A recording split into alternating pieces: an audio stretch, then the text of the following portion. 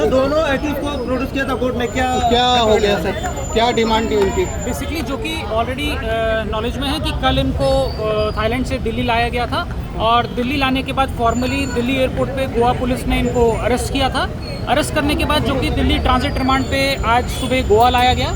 आज गोवा लाने के बाद इनको ट्रांजिट रिमांड के बाद आज यहाँ पर कंसर्न कोर्ट में पेश किया गया और फर्दर 5 दिन की रिमांड यहाँ से ग्रांट हुई है और आगे की जो भी प्रोसीडिंग्स होंगी वो फिर रिमांड के बाद जब दोबारा 22 तारीख को इनको प्रोड्यूस किया जाएगा तब उसके बाद फिर फर्दर रखा जाएगा। सर उनकी डिमांड भी थी, डिमांड क्या था? उनका मैट्रेस का कुछ डिमांड था या फिर कुछ स्पेशल कंसिडरेशन वो मांग रहे थे कोर्ट से, जिसको स्टेट ने बहुत ही अच्छे तरीके से अपोज किया है। हमने उस बात को अपोज किया है और हमने बिल्कुल सख्ती से मना किया है कि किसी भी प्रकार की कोई भी एक्स्ट्रा रिलैक्सेशन नहीं दी जानी चाहिए।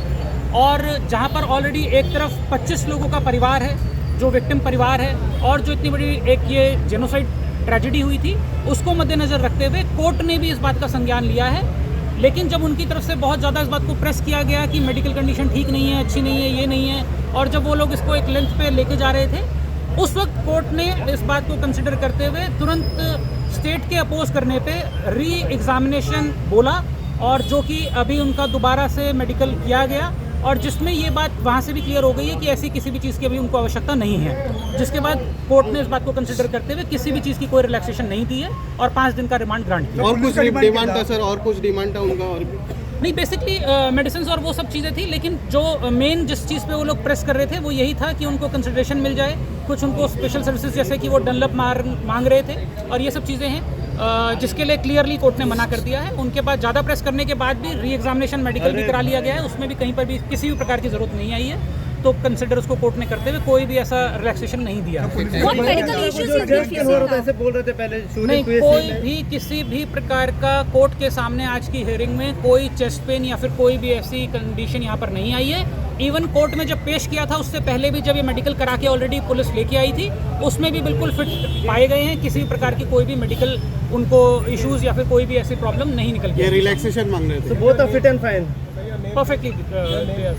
विष्णु मैं बेसिकली इसमें मैं आपको बता देता हूँ इसका जो कि पीछे की हिस्ट्री आप लोगों को ऑलरेडी मालूम है। ये 6 और 7 दिसंबर की नाइट में इंसिडेंट हुआ था जिसमें टोटल 25 लोगों की हत्या हुई थी, मृत्यु हुई थी। जब 25 लोगों की मृत्यु का डाटा बाहर आया तो उसमें पता चला कि 20 लोग ऑलरेडी इन्हीं के क्लब के एम्प्लॉयज़ थे, इन्हीं के क्लब में काम करने वाले वर्कर्स थे और 5 लोग जो और जिनकी बाकी मृत्यु हुई थी उन लोगों में से 5 लोग टूरिस्ट थे। 5 टूरिस्ट में से 1 टूरिस्ट दिल्ली के बाहर के थे और 4 टूरिस्ट दिल्ली के ही थे। और बड़ा ही दुखनाक और ये बात है कि वो चारों लोग जो दिल्ली से थे और जो जिनकी मृत्यु हुई इसमें दुर्भाग्यपूर्ण वो चारों एक ही परिवार के थे। तो उनके परिवार के ब्याह पे मैं यहाँ पर रिप्रेजेंट कर रहा हूँ और हम लोग इसको अपोज कर रहे हैं। आज भी हमने इसको बिल्कुल अच्छे से अपोज किया कि किसी भी प्रकार की कोई भी रिलैक्सेशन नहीं मिलनी चाहिए। आगे भी जब भी जो भी इनकी प्रोसीडिंग्स चलेंगी हम लोग उसको बिल्कुल सख्ती से अपोज करेंगे और किसी भी प्रकार की कोई भी रियायत ना बरती जाए। इस बात के लिए हम लोग जो बेस्ट इंश्योर करा सकेंगे वो थ्रू प्रोसेस ऑफ लॉ कराएंगे। सर नाम आपका नाम विष्णु। तुम्ही पळतात GNH।